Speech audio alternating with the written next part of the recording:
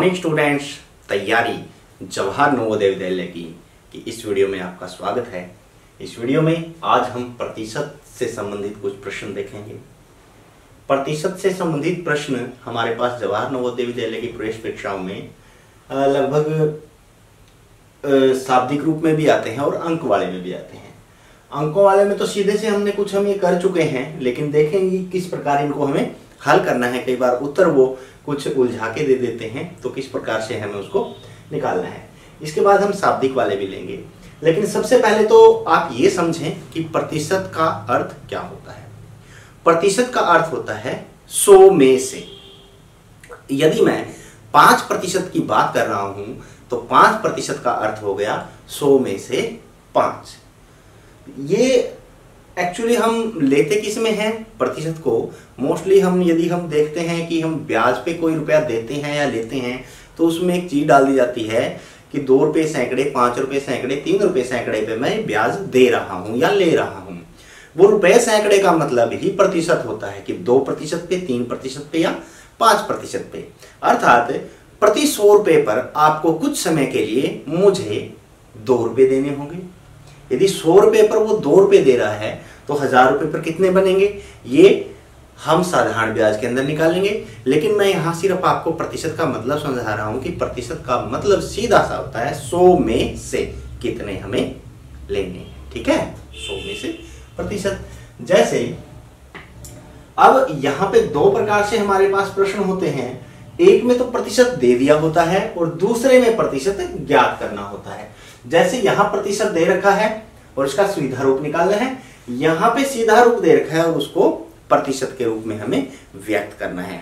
दोनों ही स्थितियों में आप थोड़ा सा ध्यान से समझेंगे कि जहां पे हमें प्रतिशत दे रखा है वहां हमें पता है कि 100 में से 84% का मतलब हो गया 100 में से 84। और प्रतिशत को एक साधारण रूप में यदि हम समझें, प्रतिशत का मतलब उस संख्या का हर 100 होता है।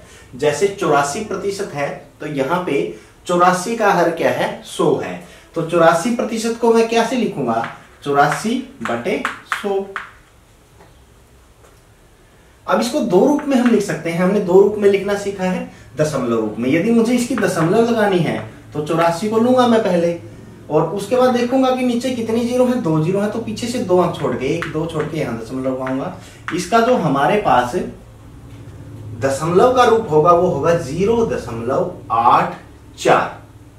अब दशमलव वाला हमारे पास सिर्फ ये ही है 8.4, तो ये तो हो नहीं सकता।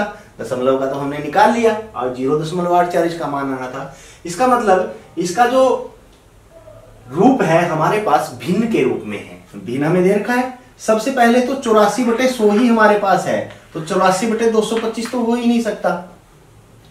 अब इसको थोड़ा सा और हल कर लें कि इसको काट के देख लें, या फिर एक और चीज समझे, हर यदि 100 है हमारे पास तो अंश 84 होना चाहिए। यहां हर 100 है लेकिन अंश 84 नहीं है, तो ये भी नहीं हो सकता।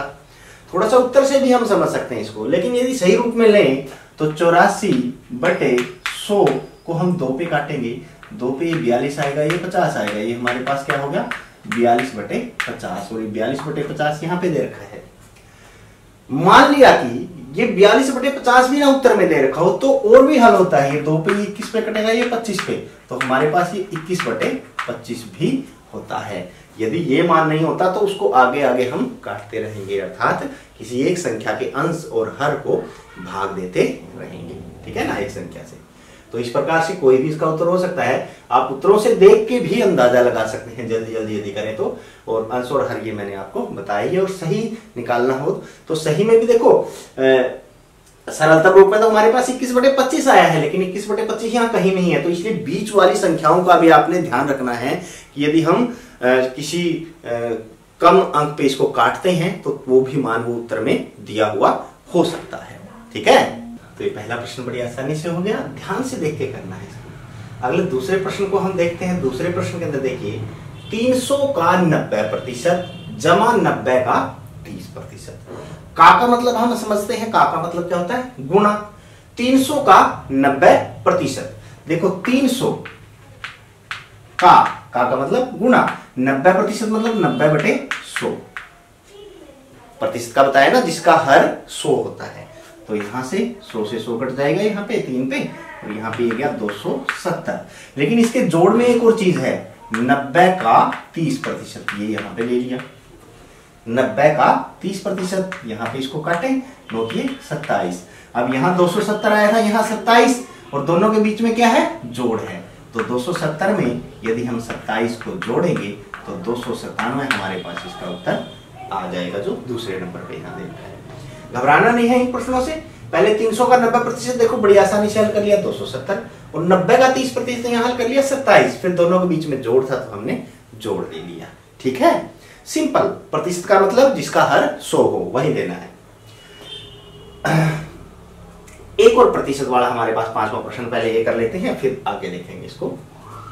0.05% का मान है 0.05, और प्रतिशत के लिए बटे में 100 आ जाएगा हमारे पास। ठीक है, जो प्रतिशत दे रखा है वो हर 100 आ जाएगा ना। तो अब यहाँ हमारे पास 5 है। अब नीचे यदि 2 जीरो हैं तो दशमलव से 2 स्थान आगे हमारे पास दशमलव सरकेगा, 2 स्थान आगे। यहाँ पे 1 जीरो तो पहले ही है, लेकिन यहाँ 2 स्थान नहीं है तो हम 0 से कवर कर देंगे, और ये दशमलव यहाँ से यहाँ पे आ जाएगा, था 2 जीरो और बीच में आके फिर दशमलव और यहाँ पे 0। तो इसका मान हमारे पास क्या आ जाएगा, 0.0005, जो यहाँ पे चौथे नंबर पे दे रखा है। देखो, यदि किसी जीरो वाली संख्या मतलब 10, 100, 1000 से गुणा करते हैं तो दशमलव पीछे जाता है, दाईं ओर सरक जाता है, जितनी ओर उसमें शून्य है, और यदि भाग देते हैं तो वो बाईं ओर आगे की तरफ दशमलव उतने ही स्थान आ जाएगा। तो दशमलव के बाद 2 स्थान तो पहले ही थे, तो 2 स्थान नीचे वाले जीरो के और आगे हैं, तो 0.005 इसका मान आ गया है। ठीक है, अब प्रतिशत रूप में बदलना। अब ये ध्यान से देखना कि प्रतिशत रूप में हम किस प्रकार से बदलेंगे। जिस प्रकार प्रतिशत दे रखा था और प्रतिशत को हल करने के लिए हर में हम 100 लेते थे, उसी प्रकार किसी संख्या का प्रतिशत रूप बनाने के लिए उसके गुणा में 100 लेना है बस। जैसे हमारे पास ये 17/25 है, और इसका यदि प्रतिशत बनाना है तो हमें गुणा में 100 लेना पड़ेगा। तो गुणा में 100 लेके 25 कम 25, यहाँ 25 चौके 100 पे पूरा कट जाएगा, और 17 चौके 68% हमारे पास इसका मान आ जाएगा। यहाँ प्रतिशत नहीं दे रखा था, लेकिन लिख रखा है कि 17/25 का प्रतिशत रूप है। प्रतिशत रूप कितना है, 68 है। और कई बार वो ऐसे भी प्रश्न दे देता है, मान लो ये सारे उसने दे दिए प्रतिशत में, और यहाँ पे दे दिया 68, ये सारे प्रतिशत में दे दिए हैं, तो फिर ये 68 उत्तर नहीं होगा, फिर 68% हमारे पास उत्तर होगा।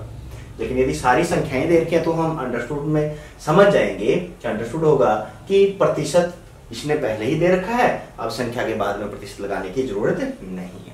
ठीक है, यहाँ पे भी इसी प्रकार 0.075 का प्रतिशत निकालना है। प्रतिशत निकालने के लिए गुणा में 100, सिर्फ सिंपल सी यही बात हमें ध्यान में रखनी है, गुणा में 100 करना है, क्योंकि प्रतिशत दे नहीं रखा है। यदि दे रखा होता तो बटे में हर में 100 आता। ठीक है, अब गुणा के लिए तो मैंने आपको बता रखा है कि दशमलव दाईं तरफ उतने ही स्थान सरक जाएगा, 2 जीरो है तो 1, 2, यहां से यहां 7 के बाद 7.5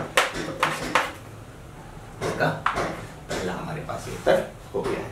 तो हम प्रतिशत रूप में इस प्रकार बदल सकते हैं, और प्रतिशत रूप को हम भिन्न में या फिर दशमलव संख्याओं में इस प्रकार ले सकते हैं। तो ये 5 प्रश्न इससे संबंधित थे। आशा है आपको अच्छे से समझ में आ गए होंगे। अगली वीडियो में अब हम इसके शाब्दिक प्रश्न करेंगे, वो देखने के लिए हमारे साथ बने रहें। तब तक के लिए बाय बाय।